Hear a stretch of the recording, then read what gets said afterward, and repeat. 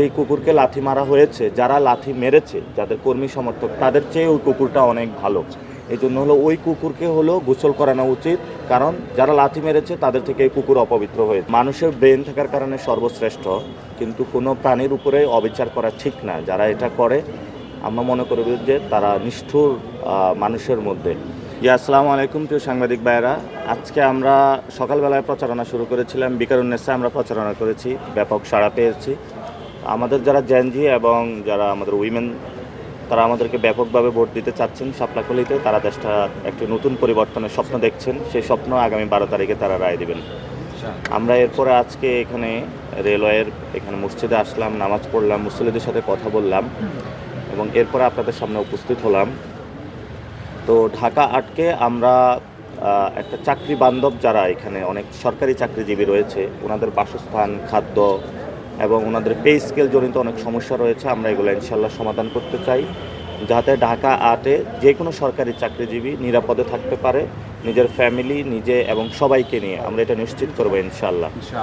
এবং আপনারা দেখেছেন যে গতকালকে প্রথম যে ঘটনাটা ঘটেছে, যে একটা প্রাণীকে হলো লাথি দেওয়া হয়েছে, একটা প্রচারণা আমরা একটা কমপ্লেক্স বা বিল্ডিং বানাবো, যেখানে যারা পেট লাভার তারা সেখানে রেখে যেতে পারবে এবং সেখানে আমরা তাদের খাদ্য, বাসস্থান সব কিছু নিশ্চিত করব। আমরা মনে করি যে পৃথিবীতে যত প্রাণী আছে, মানুষের ব্রেন থাকার কারণে সর্বশ্রেষ্ঠ, কিন্তু কোনো প্রাণীর উপরে অবিচার করা ঠিক না। যারা এটা করে আমরা মনে করি যে তারা নিষ্ঠুর মানুষের মধ্যে। এবং যেই কুকুরকে লাথি মারা হয়েছে, যারা লাথি মেরেছে, যাদের কর্মী সমর্থক, তাদের চেয়ে ওই কুকুরটা অনেক ভালো। এই জন্য হলো ওই কুকুরকে হলো গোসল করানো উচিত, কারণ যারা লাথি মেরেছে তাদের থেকে এই কুকুর অপবিত্র হয়েছে।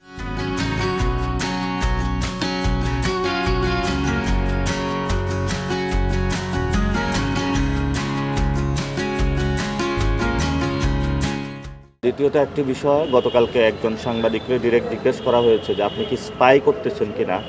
তো আমি মনে করি এটা ডিরেক্টলি ফ্রিডম অফ এক্সপ্রেশনের উপরে থ্রেট, এবং বাংলাদেশে যারা সাংবাদিকতা করছেন তাদেরকে একটা থ্রেটের মধ্যে রেখে সাংবাদিকতা চালানোর তারা আদেশ দিয়ে দিয়েছেন। এটা হলো আপনাকে হাত পা বেঁধে তারপরে সাগরে ছেড়ে দেওয়া, যে আপনি সাঁতার কাটেন।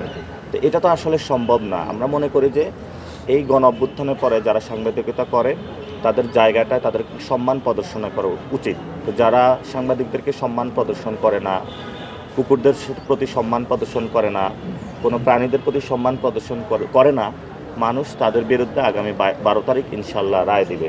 আমরা ইনশাল্লাহ এটা নিয়ত করেছি, কারো বিরুদ্ধে কিছু বলবো না।